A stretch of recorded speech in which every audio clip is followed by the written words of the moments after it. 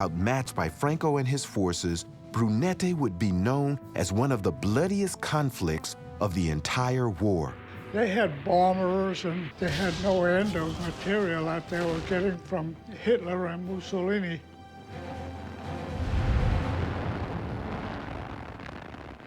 Matty never met the Fellman brothers, but he did encounter Douglas Roach during a break in the fighting at Brunete. He says Roach was known for his bravery and kindness, despite the grim surroundings. Sometimes when we advanced, we'd run into a whole bunch of corpses along the roadside that were just simply slaughtered. Do you regret participating in that war? No, no. We were fighting a just war. They were fighting an unjust war. I did it for the welfare of all. Matty doesn't know the circumstances surrounding the eulogy, nor where it was read. New York University's Tamiment Library holds the most comprehensive set of archives on the Abraham Lincoln Brigade's veterans. Jim Fernandez teaches at NYU and is vice chair of the archives. Let me show you, this is the eulogy. It was written by a guy named Sol Fellman to honor Douglas Roach. Well, you come to the right place. Great. Well, we have here the personal papers of 300 of the almost 3,000 volunteers that went to Spain. The eulogy says Saul never saw Doug again after he was wounded at Brunete and hospitalized in Spain. All right, let's get busy. Okay, let's do it. So what happened to Doug Roach after he was hospitalized? Unfortunately, Jim doesn't have Doug's own personal papers. Oh, this is the one. But he does find something else. Here it is. Doug Roach. Douglas Roach. Good guy. Let's see what we got here. That's Doug Roach. Look at the muscles on him, huh? I know, he's in pretty good shape, huh? There's a lot of clippings in here. Born in Provincetown, Doug graduated from Massachusetts Agricultural College in 1933. An active member of the Communist Party and an amateur wrestler, Roach was only 5 feet tall, but made a big impression on his comrades when he joined the fight in Spain. Roach was one of the best machine gunners in the entire Spanish War. Franco had nobody like him, and he was an army by himself. Roach was badly wounded at Brunete with shoulder and chest injuries from mortar fire. In the fall of 1937, he returned home frail but remained politically active. At the first convention of the veterans of the Abraham Lincoln Brigade, Roach was elected as National Adjunct Commander. In July of 1938, however, with injuries never quite healed, he died in New York. It's an account of his funeral. Thousands lined the streets for his impressive Harlem service. Oh, look at this. Mother AME Zion Church. Now, do you know if this eulogy was actually read at the funeral? We don't know that. We're not sure. We do know that the 2 veterans accompanied his body back to Provincetown, where there was another set of services. And Jim has found some other records. Deep in the stacks are papers about Saul and his brother Harry and their long-ago journey from New York Harbor to the battlefields of Spain. So if we go to F, there they are. Oh. Harry Fellman and Sol Fellman left on the 16th of January, 1937, aboard the SS Paris. The brothers entered the war together, but where did Harry go after he and Saul were separated? There should be a file in here. Check this out. Jim's found details on Harry Fellman's final hours. It's information I want to share with David, his nephew and namesake. At the tip of Cape Cod is Douglas Roach's childhood home. We asked David to meet us there. Let's talk about this place a little bit. Okay. Just behind the house is the Roach family burial plot. So, David, you asked me to find out about Douglas Roach, and here is his gravesite. Douglas Bryant Roach, who died that democracy may live. New York, New York, July 13, 1938. I share how Douglas Roach may have been small in stature, but had fought in 2 important battles, facing overwhelming odds. Wow, what an amazing guy. We'd also run down information about his namesake. Check this out. Here he is, Harry Fellman, March 1938, Ihar. Jim had found the list of missing soldiers for the brigade. If he's missing an Ihar, it means he's on the run, and chances are next to nothing that he would have survived. Do you have death records? Yeah. Harry Fellman. It's what he had long known, but the document gives David closure his father never had. Well, at least Doug came home. There's one final thing I want to share. So, David, I want you to meet Douglas Watkins. Douglas is named for Douglas Roach, his uncle, as you were named for your uncle, Harry.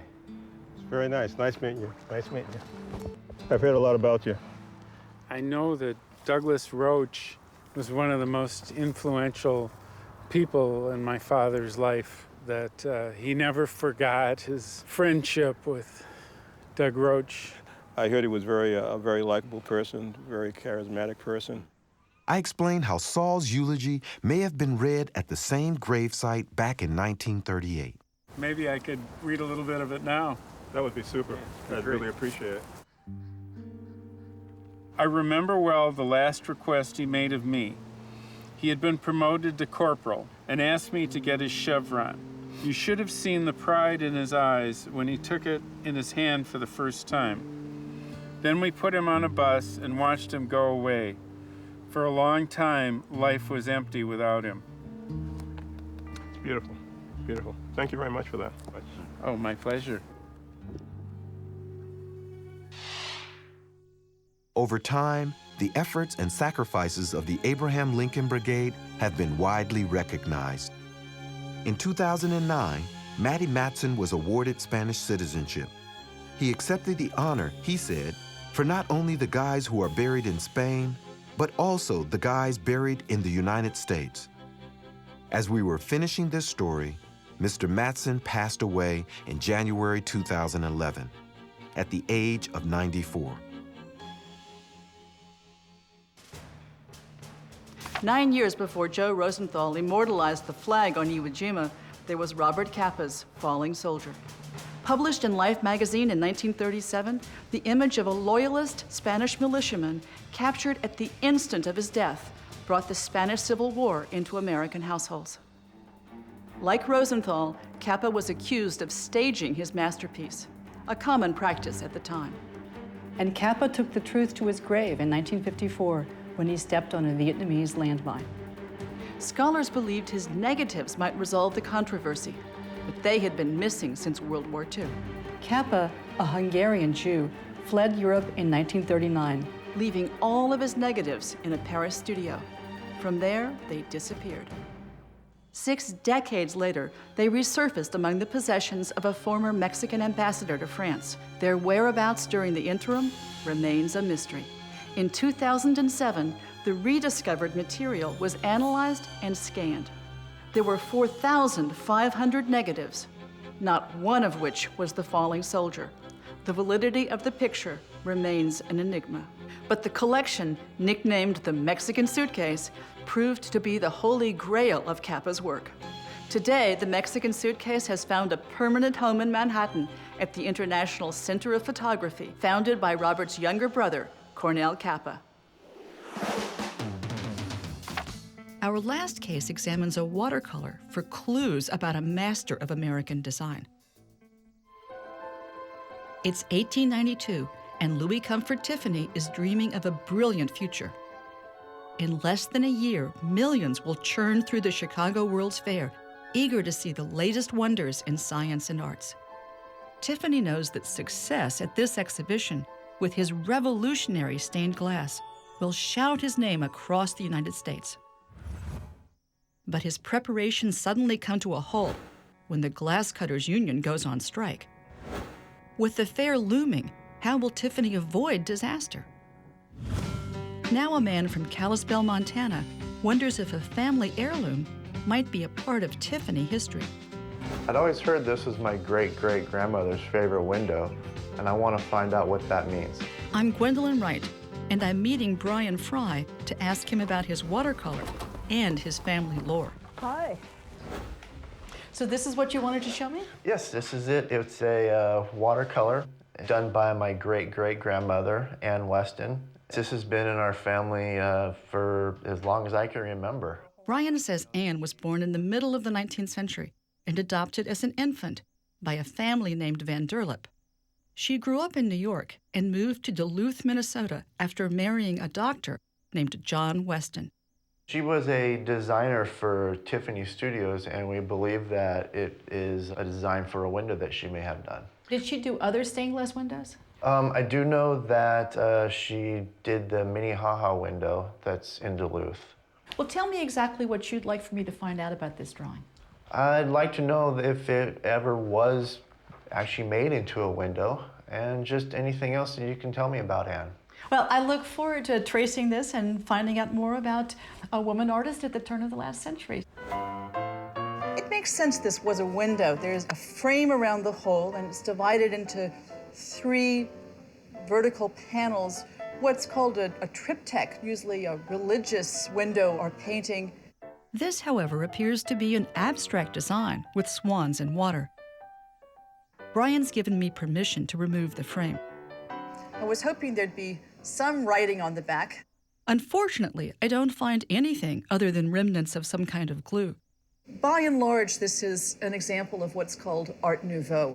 Art Nouveau was a stylized artistic movement that emerged at the end of the 19th century. Partly a reaction to the cheap mechanization of the Industrial Revolution, this new art emphasized skilled craftsmanship and is characterized by the use of luxuriant curved lines, such as those found in nature. Most people know Tiffany's name through his lamps, but they're only one part of the arts that he produced, which ranged from furniture and textiles through stained glass windows and jewelry, and all of it with luscious colors. Tiffany wanted to produce exquisite handcrafted works that accentuated the uniqueness and beauty of each piece. Son of a famous jeweler, he was both an artist and a businessman. He once said, "We are going after the money there is in art, but art is there all the same." Oh, here's the Minnehaha window that Brian mentioned for the Minnesota building at the 1893 Columbian Exposition in Chicago, designed by Mrs. Ann Weston from Duluth. But I don't see any other reference to Anne. Now, one of the reasons Tiffany's name is familiar to so many people is he produced a vast amount of work, literally thousands of his windows throughout the United States. Finding the one that matches this drawing may be quite a challenge. A census search reveals that in 1880, Anne was living in New York with her father. It looks like she married John Weston in 1888 and had moved to Duluth by 1900. But none of the records list a profession. When did she work for Tiffany? And was this, in fact, a preliminary design for Tiffany glasswork? I'm meeting Paul Doros of the Tiffany Studios Research Center at a church in Manhattan. Gwen Wright. Nice to meet you, Gwen. We're in St. Michael's Church, and the window is called St. Michael's Victorious in Heaven. It was made in 1895 by Tiffany Studios, and is magnificent work made at the height of his career in making windows. Paul explains how Louis Comfort Tiffany was eager to put the gilt on the Gilded Age. Who were some of his clients? The most famous ones were the robber barons, the new American aristocracy. Andrew Carnegie, Rockefeller he did, the Vanderbilts he worked for, he did Mark Twain's house, he did the White House for Chester Arthur in 1882. He believed that if he sold to the wealthy, he could publicize it and the taste would trickle down to the masses. Paul says that one of Tiffany's innovations was using the traditionally religious art of stained glass for secular purposes. He wanted to educate the American public as to what was good taste. Also,